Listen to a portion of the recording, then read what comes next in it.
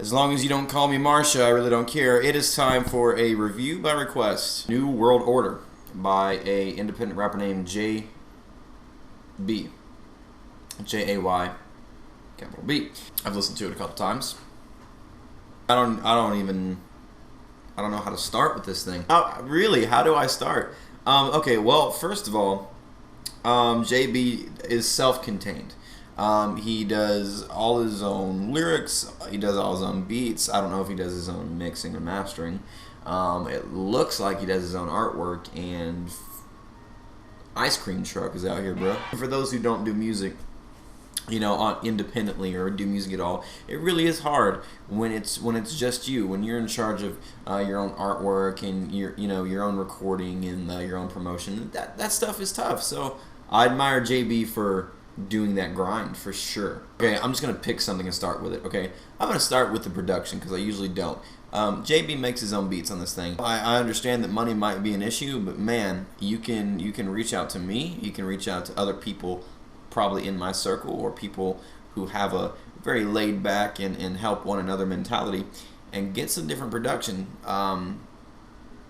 Because these beats, they're all just very thin, and they're all very cheap. There's a lot of similar textures used here. I can tell definitely some influences. I can hear some Eminem influence in there. I can hear like some old Tech 9 influence in there.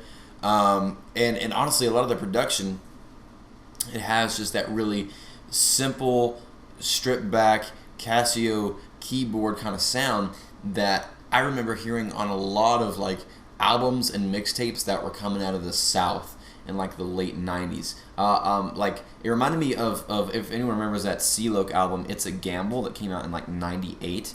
Kind of reminds me of that, like that had really early 3-6 Mafia, and also like stuff, like early stuff by like Hot Boys, like just that late 90s Southern independent ghetto sound. I'm not saying there's not potential in here. He just needs like a better software. He needs to learn how to add reverb. He needs to learn how to pick really cool effects. And I tend to gravitate toward boom bap or track production. I'm not saying everything has to be boom bap or track production. You can do horrorcore. You can do like you kind of like Dr. Dre inspired Eminem kind of beats.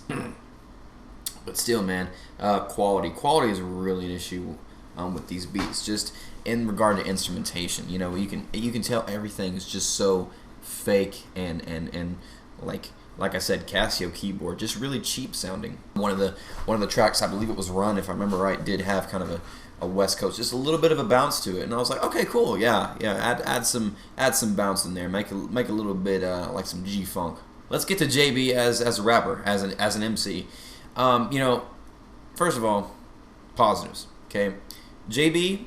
He's rhythmically is not bad. He doesn't have an issue staying on beat. He doesn't have an issue flowing. He's really good at assonance, actually, and I think that partially comes from listening to Eminem, because I can definitely hear an Eminem influence in there, which it was kind of a little bit too strong. I'll get to that in a minute though. But good assonance. There's some good I call them syllabalistics, when you can just be really rhythmic and just kind of bounce from one word to another without getting tongue-tied as easily. So that was good. He's aggressive. I definitely believe that he feels and he's really convicted when rapping. I think he definitely enjoys rapping. He's not just doing it because everyone else is doing it, is what it seems like nowadays. So there is that. He's not a lyrical mastermind by any means. It's very upfront. It's very forward, which is fine. One, I really have to be in the mood for just really upfront, forward, in your face, no thinking kind of rap. I saw in another music video that he says he likes his rap with, clever wordplay, and okay, you may like your rap with that, but you certainly do not demonstrate. There's a few funny lines, but they're not like funny as in like you have to think and you go, oh, that's clever. It's just like, huh, that is so goofy. Did you really just say that? Just kind of out there. Bizarre, like insane clown posse. Although I did like the line where he said, something about him being so tough, I make an atheist pray that I don't hurt him or something like that. So that was like the one line that I was like, okay, that's cool. But everything else, it's just really straightforward. He's just kind of like, hey, I'm a rapper. I love rap. I love beating people up. I love microphone. Honestly, one of the biggest issues I had with JB's rapping is he loves that F word, man. Like, oh man, like, oh, there's a space here. Let me use the F word. I should put another word there too. Let me use the F word. Just F, F, F, F all over this thing. Which I know going into it, it's rap. Like, there's a parental advisory sticker on the album cover. Like, I get that. That's fine, but you don't have to do it this much. As you know, regardless of what you want to think about rap, you don't have to do it this much. Don't get me wrong. I hear other influences on here. I hear the NWA influence. I hear Tupac influence. Especially on the track run, I hear like that psychopathic records brand of like horrorcore with people like Twisted and Anybody Killa and ICP. I hear that, but man, you know, I didn't think he sounded like him at all for the first few songs. But the more this mixtape, or excuse me, album went on, I watched him anamorph from JB to, you know, J Benim. Like, he really just turned into Marshall Mathers by the last couple tracks of this album. It sounds like he was trying to imitate Eminem, especially on that introduction track. You know, the first half of that, I was just like, man, he is.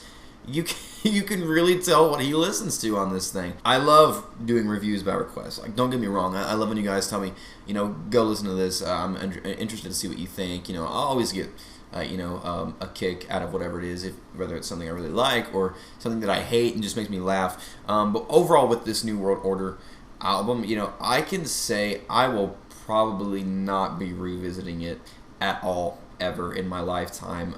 California might be the one that I revisit, or at some point if I want to show somebody like a really goofy rapper, I might show them you know, one of his music videos. But this is not what I will revisit. You know, D minus, you know, and that's just in regard to sound. I think if you got him over some better beats and like he stepped his lyrical game up, he might be kind of cool to listen to. Thanks for the suggestion. Keep it up, guys.